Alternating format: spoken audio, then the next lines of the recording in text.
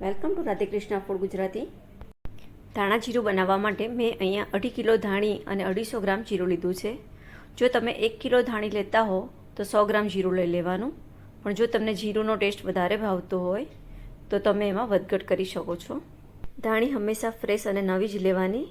નવી ધાણી આછી ગ્રીનિશ અને સ્ટ્રોંગ સ્મેલવાળી હોય છે, જ્યારે જૂની ધાણી જે હોય છે એ પીળાશ પડતી હોય છે અને તેમાં સ્મેલ પણ નથી આવતી. પરંતુ ઘણી વખત માર્કેટમાં આર્ટિફિશિયલ કલરવાળી ધાણી પણ મળતી હોય છે, તો આ બાબતનું ખાસ ધ્યાન રાખીને ધાણીની આપણે ખરીદી કરવાની. આપણે એક મોટી કઢાઈ લઈ લઈશું અને એમાં 1 ચમચી જેટલું તેલ એડ કરી લઈશું. હવે આપણે એમાં ધાણી એડ કરીશું, પરંતુ ધાણી આપણે અંદર 3/4 ભાગ જેટલી જ ભરવાની છે, પૂરી કઢાઈ નથી ભરી દેવાની. અને ગેસની ફ્લેમ આપણે મીડિયમ ટુ લો જ રાખવાની છે અને સતત હલાવતા આપણે આ ધાણીને શેકી લેવાની છે. હલાવવું ખૂબ જ જરૂરી છે, જેથી આપણી બધી જ ધાણી એક સરખી શેકાય. જો તમે હલાવવાનું બંધ રાખશો તો નીચે ધાણીનો કલર ચેન્જ થઈ જશે અને લાલ થઈ જશે, જેથી કન્ટિન્યુ હલાવવું ખૂબ જ જરૂરી છે. ધાણીને શેકતા 5 મિનિટ થઈ ગઈ છે અને એનો કલર પણ તમે જોઈ શકો છો, અહીંયા ચેન્જ થઈ ગયો છે. આ જે શેકેલી ધાણીનો છે એ કલર છે અને આ જે વાટકીમાં છે એ શેક્યા વિનાની ધાણીનો કલર છે. તમે બંનેમાં ડિફરન્સ જોઈ શકો છો. સેજ લાલાશ પડતી વધારે દેખાશે શેકેલી ધાણી.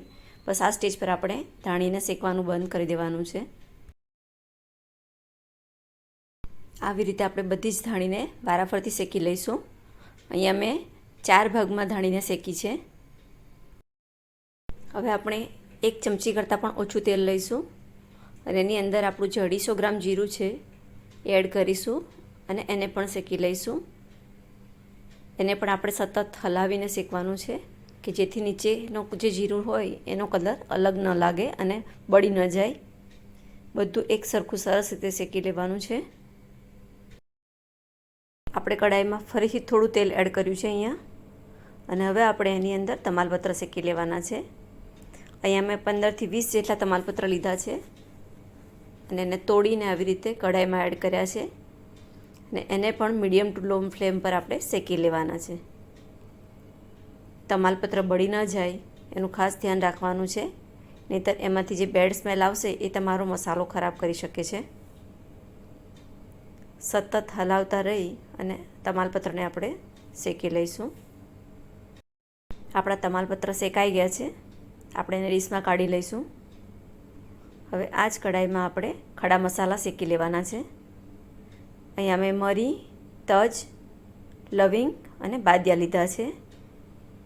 મરી અને જે લવિંગ છે એ 20 જેટલા નંગ લીધેલા છે આશરે, અને 5-6 બાદિયા લીધેલા છે અને 5-1 ટુકડા જેટલા તજ લીધેલા છે.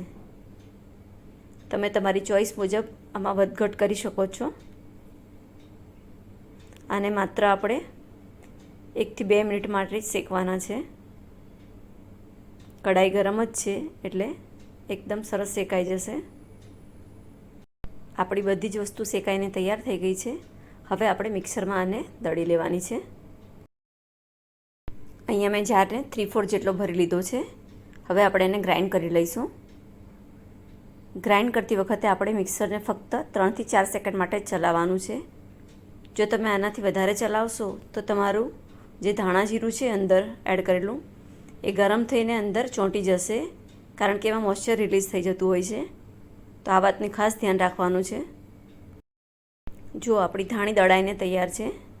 આપણે આવું જ ટેક્સચર રાખવાનું છે, એકદમ પાવડર ફોર્મ નથી કરવાનું. હવે આપણે એને ચાળી લઈશું. ચાળવા માટે મેં અહીંયા એક મોટું વાસણ લીધું છે અને એક ચાળણી લીધી છે. તમે આવી ગળણી પણ લઈ શકો છો અને એનીથી પણ ચાળી શકો છો.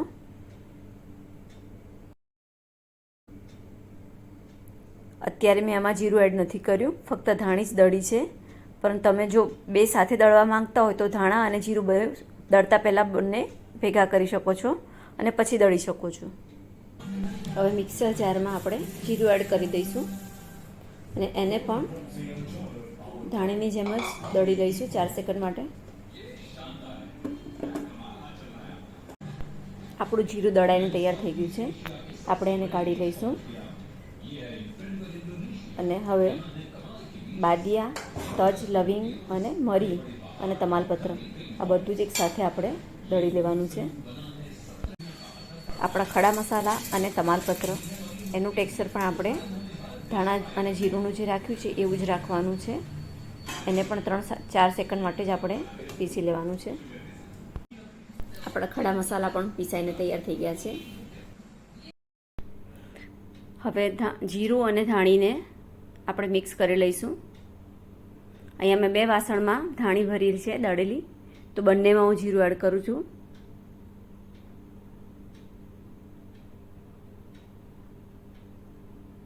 અહીંયા મારી પાસે મોટું વાસણ નહોતું એટલે મેં 2 ભાગમાં ભરેલું છે.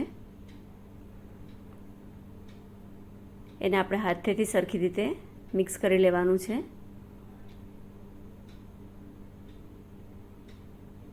એકબીજામાં સરસ રીતે ભળી જાય એવી રીતે હાથેથી મિક્સ કરી લઈશું.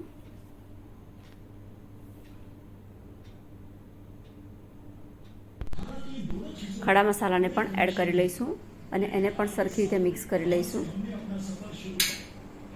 હવે હું બધું જ ફરીથી એક વખત ચાળી લઉં છું કે જેથી બધો જ ખડો મસાલો અને જીરું ધાણીની અંદર એક સરસ રીતે ભળી જાય. આ પ્રોસેસ જો તમે સાથે પીસ્યું હોય તો તમારે આ નથી કરવાની. તો તૈયાર છે આપણું ધાણા જીરું. હવે આપણે એને કેવી રીતે સ્ટોર કરવું એ આગળ હું તમને બતાવીશ. આપણે સિઝનના જે મસાલા બનાવીએ છીએ એને ભરવા માટે હંમેશા આપણે કાચની બરણીનો જ ઉપયોગ કરવાનો, ક્યારેય પણ પ્લાસ્ટિકની બરણીનો ઉપયોગ નહીં કરવાનો. કારણ કે કાચની બરણીમાં આપણે મસાલાને સ્ટોર કરીશું તો લાંબા સમય સુધી એકદમ સરસ રહે છે. એમાં ભેજ નથી લાગતો અને જીવાત પણ નથી પડતી. તો આ વાતનું ખાસ ધ્યાન રાખવાનું.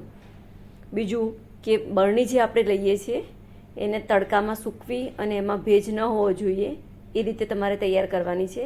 તો મેં અહીંયા જે બરણી લીધી છે એને એકદમ ડ્રાય કરી લીધી છે. અને હવે હું જે અંદર ધાણા જીરું ભરું છું એ તમે ધ્યાનથી જુઓ તો એકદમ દબાવીને ભરું છું. જો અહીંયા મેં બરણીમાં એકદમ દબાવીને ધાણા જીરું ભરી લીધું છે. અંદર જરા પણ પોલાણ નથી રાખ્યું. જો તમે પણ આવી રીતે જ એકદમ દબાવીને ધાણા જીરું તમારી બોટલમાં ભરશો તો આખું વર્ષ એમાં જીવાત કે ભેજ નહીં લાગે અને ધાણા જીરું તમારું આખું વર્ષ સરસ સચવાઈ જશે.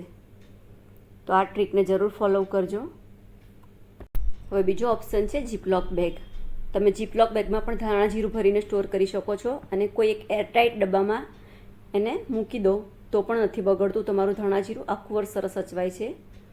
હવે કાચની નાની બોટલ લઈ એમાં 15 દિવસ કે મહિનાનું ધાણા જીરું તમારે અલગ ભરી દેવાનું છે, જેથી વારંવાર તમારે આ મોટી બોટલને ખોલવી ન પડે.